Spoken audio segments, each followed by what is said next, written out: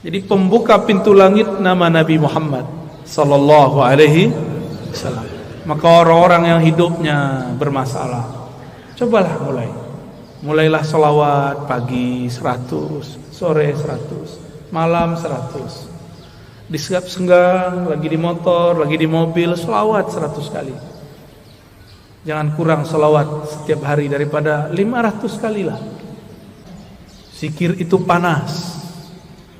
Dalam zikir itu ada energi ilahiyah, ada nur tapi har. Itulah sebabnya zikir itu bisa menetralkan banyak hal. Bismillahilladzi la yadurru ma'asmihi syai'un fil ardi wala fis sama'i was-sami'ul 'alim. Dengan nama Allah. Ini enggak usah datang ke dukun ya, amalkan ini. Mau diserang-serang dalam politik ya, kali Bu Bupati, Pak Wakil diserang orang, amalkan ini pagi sore, satu napas. Demi waktu subuh yang berhembus, yang bernafas. Jika Allah tidak bernafas dengan salawatnya, maka bunyi nafasnya Allah, salawat kepada Rasulullah sallallahu alaihi wasallam. Maka niatkan hidup ini untuk bersalawat kepada Rasulullah. Ini langsung turun dari langit. Ini lafaz ini langsung turun dari langit. Diajarkan Rasulullah SAW kepada sahabat.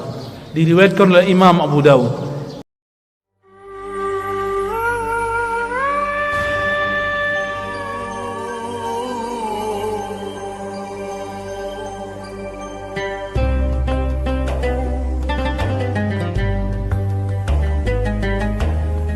Alhamdulillahilladzi bi ni'matihi tatimmu shalihat. Walhamdulillahi 'adada ma khalaqa fis sama'. Walhamdulillahi 'adada ma khalaqa fil ard. Alam ini dicipta karena Allah cinta kepada baginda Rasul sallallahu alaihi wasallam. Jika seseorang kenal Allah, kenal Rasulullah, maka dia masuk ke alam ini hormat kepadanya. Dia masuk ke alam barzakh, yang jaga alam barzakh pun respect kepadanya. Jika dia masuk padang mahsyar, maka yang di padang mahsyar pun melindunginya. Kita mau datang ke suatu tempat, kenal penguasanya, dijaga bukan? Dijaga. Yang jadi raja pemimpin di alam semesta, itulah baginda Rasul sallallahu alaihi wasallam. Beliau bergelar Sayyidul Alamin, penghulu alam semesta. Apabila saya kenal Rasulullah sallallahu alaihi wasallam, maka ketika di alam barzakh Rasulullah lah yang menyambut. Tapi kalau kenalnya baru imam, lumayan. Imam itu nanti yang akan sambut. Kalau kenal Allah, pasti kenal Rasulullah. Tidak ada orang kenal Allah kecuali lewat pintu Rasulullah. Maka ma'rifat mengenal ada dua jalur. Ada ma'rifat Muhammadi, mengenal dengan jalur Nabi Muhammad. Ada ma'rifat Azaziliyah, Iblisiyah. Ada mengenal jalur iblis. Kenal juga, tapi kenal dengan cara yang tidak benar. Allah Subhanahu wa taala mengatakan, "Qul in kuntum tuhibbunallah fattabi'uni." Katakanlah jika engkau betul cinta kepada Allah, maka ikutilah jalanku. Ikutilah aku. Ikuti Rasulullah sallallahu alaihi wasallam. Maka banyaklah kelompok yang mengaku dialah yang paling ikut Rasulullah sallallahu alaihi wasallam. Yang diikut bukan model baju, yang diikut akhlak yang punya baju. Kalau model baju berubah-ubah per zaman. Ini bajunya kurang sunnah nih sebagiannya. Rasulullah itu suka pakai baju impor. Percaya tak? Baca Sahih Bukhari. Rasulullah selalu pakai baju dari luar negeri, dari Bahrain. Beliau tinggal di Madinah. Dari Persia, dari Romawi, dari Yaman, dari Mesir, dari Syam. Selalu memakai pakaian dari luar. Ada yang beliau beli, ada yang dibelikan. Tapi lebih banyak dibelikan orang ya. Karena setiap kali ada orang datang, kasih beliau sallallahu alaihi wasallam hadiah. Bahkan dalam hadis yang sangat masyhur, ada seseorang memberi hadiah kepada Nabi sallallahu alaihi wasallam. Baru saja dipakai, tiba-tiba ada yang angkat tangan, "Wahai Rasulullah, demi Allah, berilah aku jubah yang kau pakai." Hadis riwayat Imam Muslim. Rasulullah tolak. Rasulullah itu Abul Arwah, Abul Alamin, bapaknya alam semesta. Karena beliaulah alam ini Allah cipta. Maka jika ada anak-anaknya minta, tidak mungkin beliau tolak. Bukan saja manusia, semua yang di alam ini meminta, pasti beliau terima. Maka beliau mengatakan, baik, diamlah sebentar, biar aku pakai dulu, biar senang dulu yang memberi. Kira-kira begitu kalau dia maknai. Nabi mengatakan, diam sejenak, aku pakai dulu. Dipakai sebentar, berpindahlah keharuman beliau sebagian kepada jubah itu. Baru beliau memberikan kepada orang ini. Tapi setelah itu ribut, sahabat-sahabat marah kepada yang meminta. Tapi apa kata yang meminta? Tahukah kalian untuk apa aku meminta ini? Aku meminta jubah Rasulullah untuk menjadi kain kafanku jika aku masuk kubur. Jadi beliau ingin dapat bau Rasulullah sallallahu alaihi wasallam. Keharuman Nabi tercium sampai ke langit. Beliau baru lahir, disambut oleh semua malaikat. Beliau lagi main-main, diinteli, disorot oleh malaikat-malaikat. Mereka ingin pastikan, inikah orang yang harum itu? Begitulah kata Jabir ibn Samurah, Anas bin Malik, dan sahabat-sahabat yang lain. Tidaklah Nabi melewati satu tempat, melainkan tempat itu ada harum Rasulullah di sana. Ketika Nabi pergi, harumnya masih tersisa. Sallallahu alaihi wasallam. Itulah sebabnya Imamuna Imam Malik, guru dari imam kita Muhammad bin Idris Asy-Syafi'i, jika beliau masuk kota Madinah, beliau langsung lepaskan sendalnya dan berjalan di bawah, tidak menggunakan kendaraan apapun. Lalu orang-orang bertanya, itu raja-raja masih naik kendaraan, kenapa engkau nyeker jalan kaki? Apa jawaban Imam Malik yang wafat 179 Hijriah? Sudah jauh setelah Rasulullah, tidak bertemu fisik Rasulullah sallallahu alaihi wasallam. Apa kata beliau? Aku malu di mana ditaruh wajah Malik. Dia berjalan dengan kakinya yang gagah di atas kendaraannya yang megah, tapi di bawah tanah ada jasad Rasulullah sallallahu alaihi wasallam. Oleh karena itu, Allah muliakan Imam Malik bin Anas dengan memandang Rasulullah setiap kali dia tidur. Ma bittu lailan illa wa ra'aitu an-nabiyya sallallahu alaihi wasallam. Tidaklah aku tidur melainkan aku bermimpi memandang Rasul sallallahu alaihi wasallam. Berdasarkan hadis ini, riwayat-riwayat ini dan kisah Imam Malik, orang-orang semuanya beradab kepada Rasulullah. Satu kali Rasulullah sallallahu alaihi wasallam berganti mimbar. Tadinya bersandar di pohon pelepah atau belahan-belahan pohon kurma. Tiba-tiba ada orang Rum, orang Syam. Mereka baru datang ke Madinah, tapi langsung masuk Islam. Ahli mebel, tahu mebel ya? Dia bisa buat mimbar Rasulullah. Ini termasuk mimbar, ini mimbar namanya. Ini bukan panggung, tapi mimbar cuma kegedean. Ya. Lalu Nabi naiklah ke atas mimbar.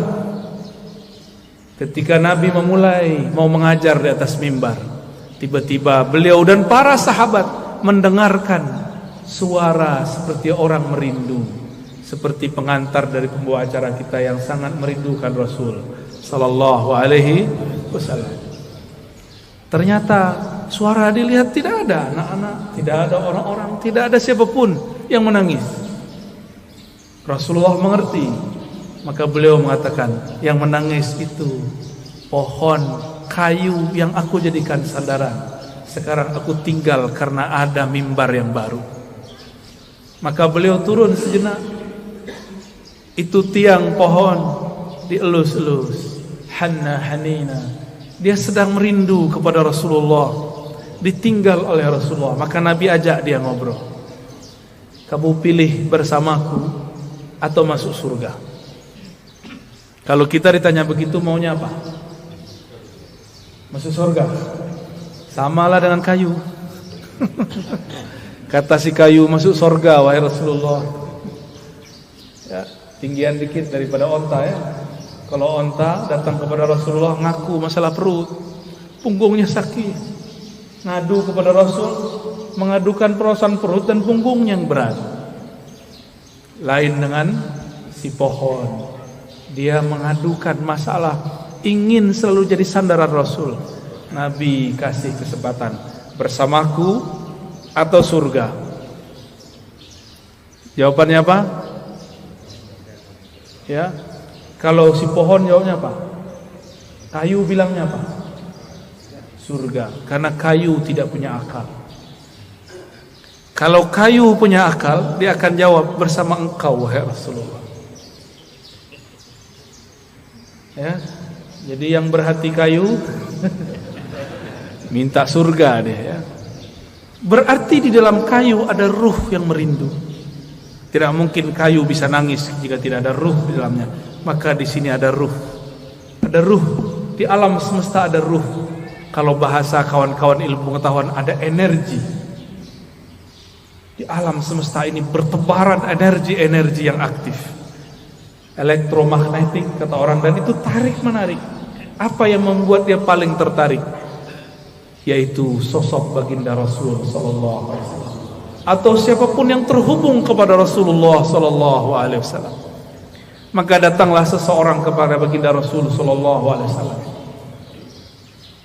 minta izin untuk cium tangan dan kakinya.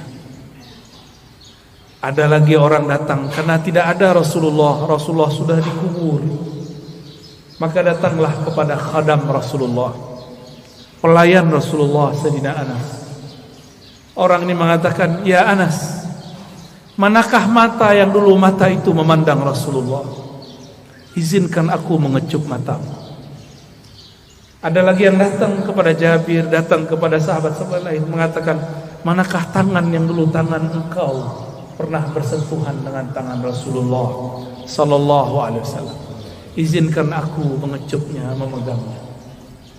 Begitu dulu mereka merindukan Rasulullah sallallahu alaihi wasallam, yang tidak dapat memandang, memegangnya.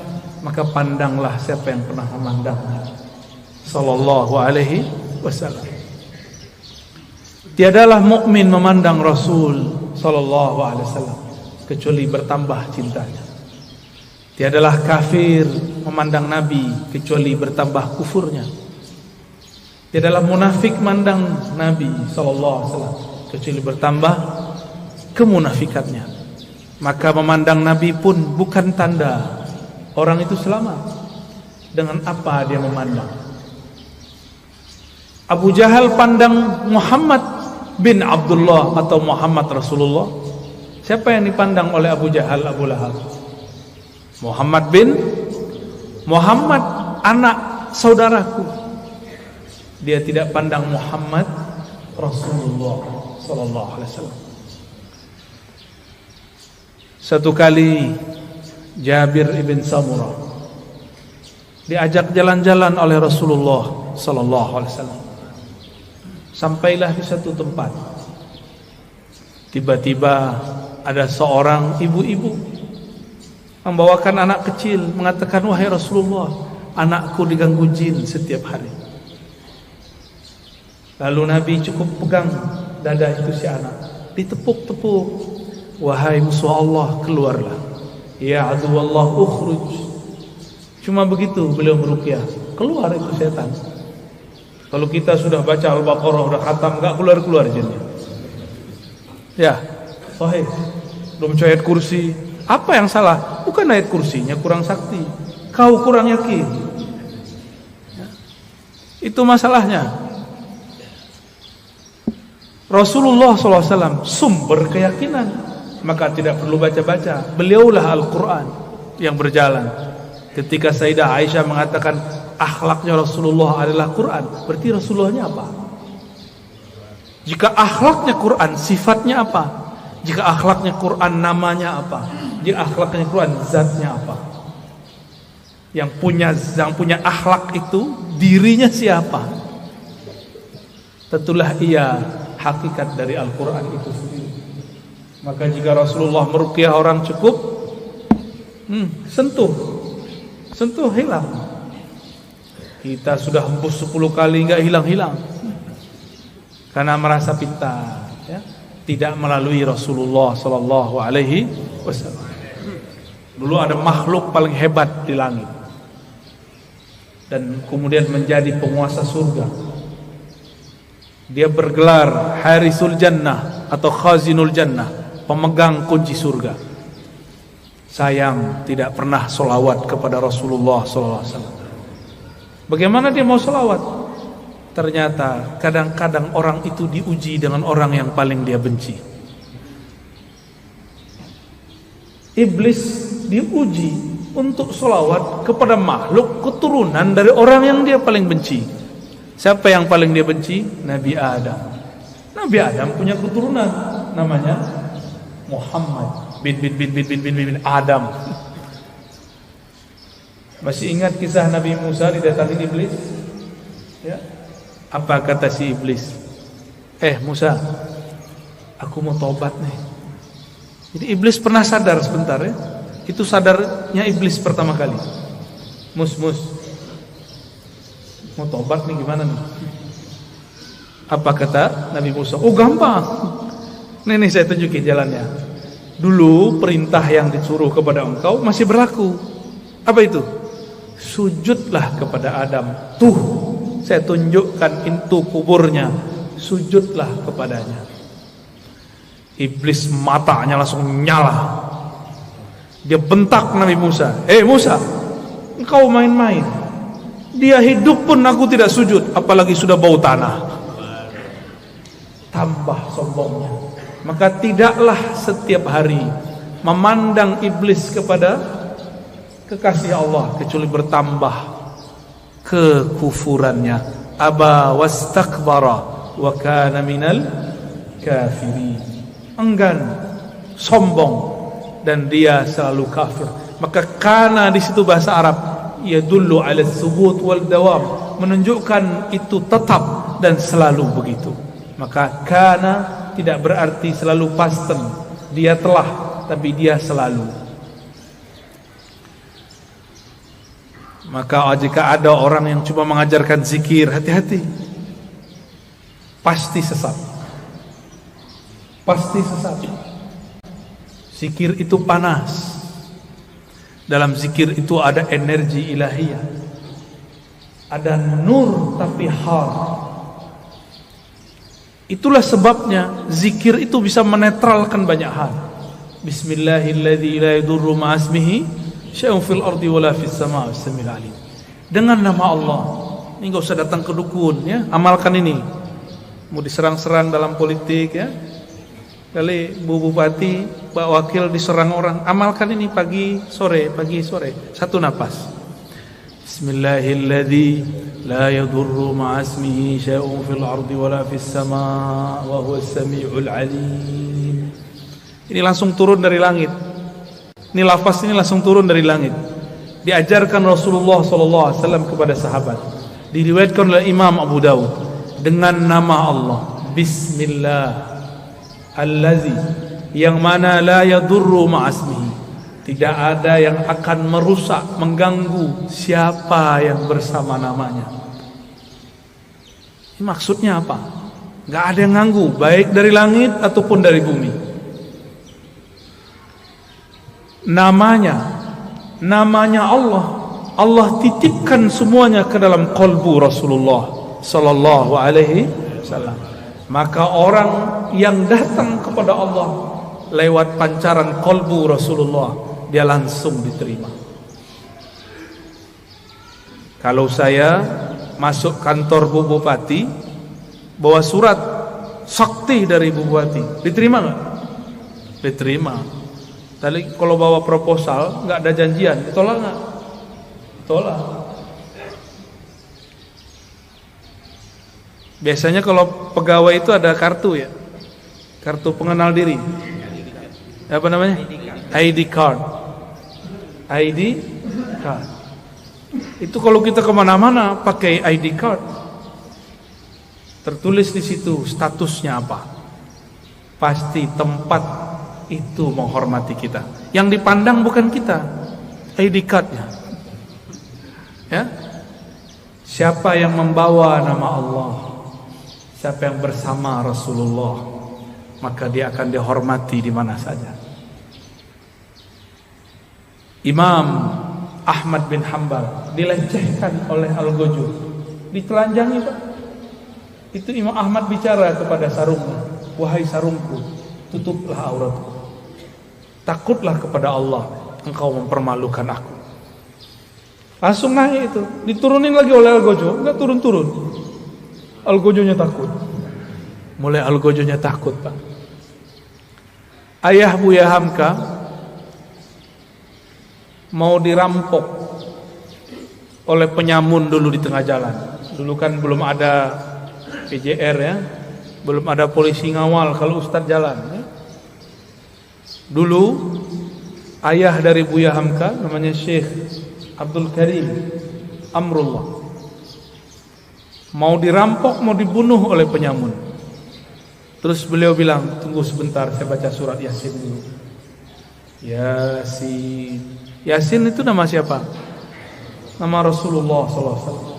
Terus ada teknik membacanya. Selesai baca Yasin, itu orang sudah sujud-sujud. Maafkan saya. Nah, bingung beliau.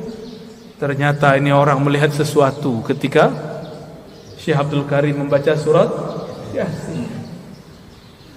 Bisa begitu Pak, tapi kalau Bapak yang baca nggak ada yang aneh.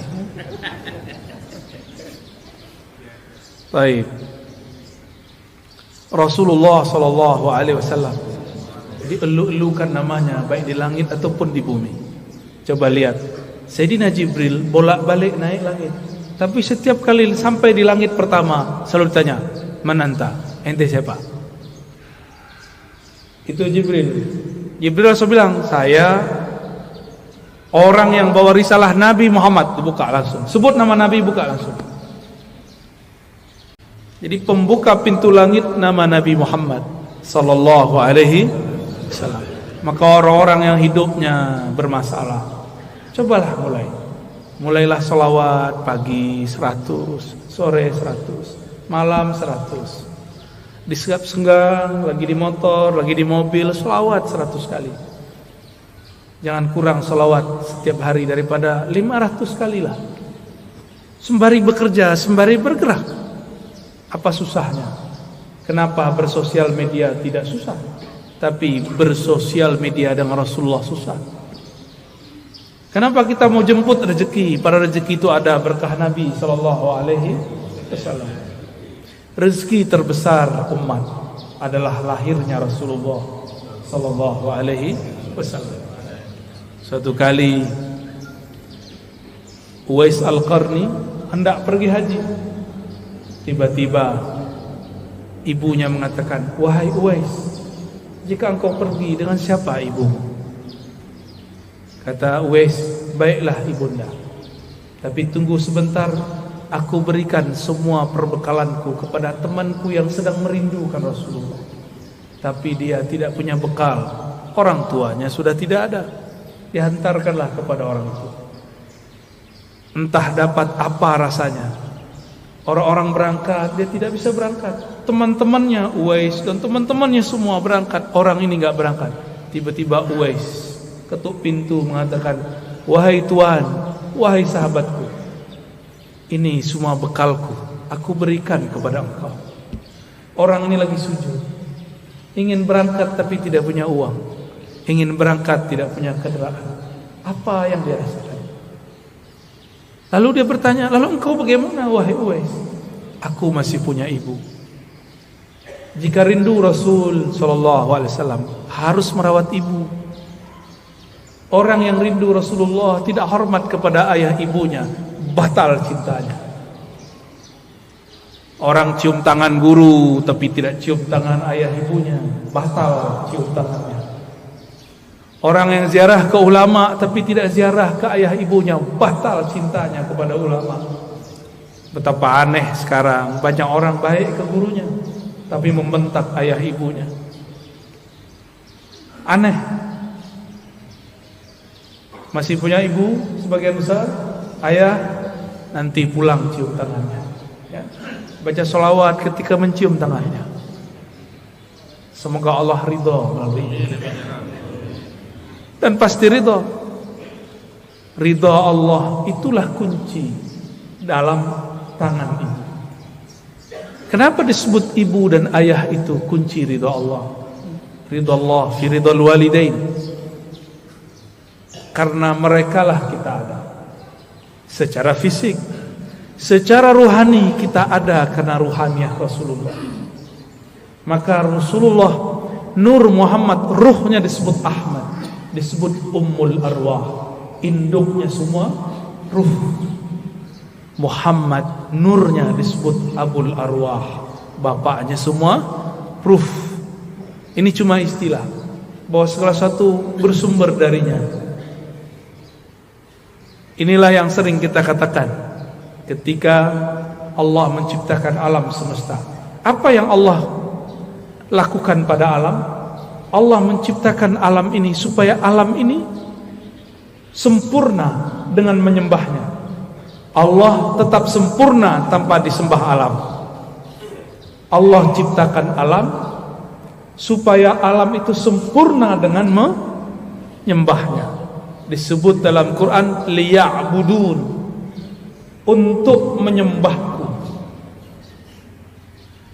Siapakah yang paling sempurna menyembah Allah? Rasulullah SAW. Siapakah yang paling kenal Allah? Rasulullah SAW. Maka yang dimaksud dalam ayat ini, tidaklah aku ciptakan jin dan manusia illa liya'budun, kecuali untuk menyembahku sebenar-benar menyembah, mengenalku benar-benar mengenal. Itulah sosok Rasulullah sallallahu alaihi wasallam. Jadi ayat ini berbicara tentang Rasulullah sallallahu alaihi wasallam. Jadi jika ada orang mengatakan tidak usah buat maulid, tidak usah buat zikir-zikir, gak usah buat zikir jamaah, gak usah buat manaqib, tugas kita ibadah, ya itu ibadah. Dan ibadah yang paling tinggi adalah as-salawat ala nabi sallallahu alaihi wasallam. Ini saya ulang-ulang ya, supaya masuk ke alam sadar kita dan alam bawah sadar kita. Allah sholat nggak? Allah sholat nggak? Allah tadi sholat subuh nggak? Nggak. Saya ulang yang kenceng dong. Allah sholat nggak? Allah haji nggak? Allah puasa nggak? Allah sedekah nggak? Tapi Allah bersalat. Innallaha malaikatahu shalluna 'alan nabi. Jadi sebelum ada salatnya kita, Allah sudah salawat kepada Nabi.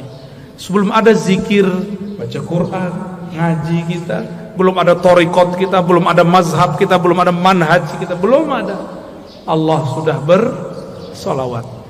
Maka ciri-ciri musuh Allah, dia benci orang salawat. Meskipun sorbannya 7 kali lilit, meskipun jenggotnya sepanjang tali apa?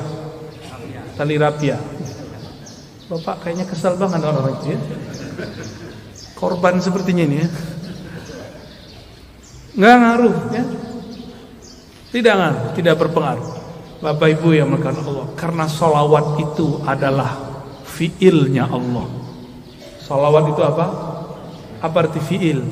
Kerjanya Allah. Dengan salawat itulah Allah menciptakan alam. Salawat itu artinya cinta dan kasih sayang. Maka kalau kita salawat, Allahumma salli ala sayyidina Muhammad, apa artinya? Ya Allah, sampaikan cinta, salam, kasih sayang kepada baginda Nabi Muhammad. Jadi salawat itu jangan pakai terjemahan biasa. Ya Allah beri salawat ke Nabi Muhammad. Itu bukan memaknai, itu namanya translate, menterjemah. Berselawatlah dengan rasa. Berselawat dengan rasa. kita mengatakan, ya Allah, baligh salami wa salati ala Sayyidina Rasulullah. Sampaikan salamku, rinduku, cintaku kepada Rasulullah sallallahu alaihi wasallam. Kalau sudah cinta, apapun yang disuruh, yang dimintanya, mau nggak? Dulu kita belum kenal orang, ngasih 500 aja susah. Sekarang sudah jadi pasangan, mau dia minta 5M, kalau ada kita kasih, kalau nggak ada salawat. Jamaah subuh yang diberkahi Allah, bahkan subuh ini ada karena salawat kepada Rasulullah sallallahu alaihi wasallam. Was-subhi idza tanaffas. Begitu ayatnya. Demi waktu subuh yang berhembus, yang bernafas. Jika Allah tidak bernafas dengan salawatnya, maka bunyi nafasnya Allah salawat kepada Rasulullah sallallahu alaihi wasallam. Maka niatkan hidup ini untuk bersalawat kepada Rasulullah. Inilah yang disebut takhallaqu bi akhlaqillah. Tirulah fiil-fiilnya Allah. Tirulah akhlaknya Allah. Allah itu mencipta alam dalam salawatnya karena cinta kepada Rasulnya. Maka beramallah karena cinta, bukan lagi buat maulid, buat manakib karena ada hajat. Pak Kiai, Pak Ustadz, doakan saya bisa beli apa? Beli rumah. Pak Kiai, doakan saya beli mobil. Pak Kiai, samalah kau dengan onta, ya. Onta datang ke Nabi, ya Rasulullah, perutku lapar, tugasku banyak, tuanku nggak tahu diri. Onta datang nangis, yang dikadukannya bukan ya Allah Rasulullah, izinkan aku bersamamu, nggak ada dia ngomong begitu. Onta, paham onta? Si kayu ngomong, aku ingin di surga aja. Tapi beda dengan Abu Bakar, beda dengan Umar, beda dengan Utsman, beda dengan Ali. Mereka ingin jadi pintu-pintunya Rasul. Maka ujung dari pintunya Rasulullah, pintu terdekat Sayyidina Ali. Apa kata beliau? Aku kota ilmu, Ali lah pintunya. Maka tiada satu mazhab, satu manhaj, satu aliran, satu pemikiran yang sahih kecuali sanadnya bersambung kepada Sayyidina Ali. Tapi syaitan tidak tinggal diam. Dia buatlah, dia campur adukkanlah cinta kepada Ali dengan benci kepada sahabat. Namanya kelompok Rafidhah, kelompok yang membenci sahabat Rasul sallallahu alaihi wasallam. Ya, kita cinta Sayyidina Ali, cinta juga sahabat Rasul. Ini perbedaan kita dengan Syiah Rafidhah. Mari berguru kepada orang bersanad, nanti bersambung kepada Sayyidina Ali. Lebih kurang itu pengantar rindu yang dapat saya sampaikan. Ya, di sela-sela rihlah. Rihlah artinya perjalanan. Dulu Rasulullah buat rihlah. Insyaallah kalau lain kesempatan kita teruskan. Ada tanya jawab? Baik, tafadhal.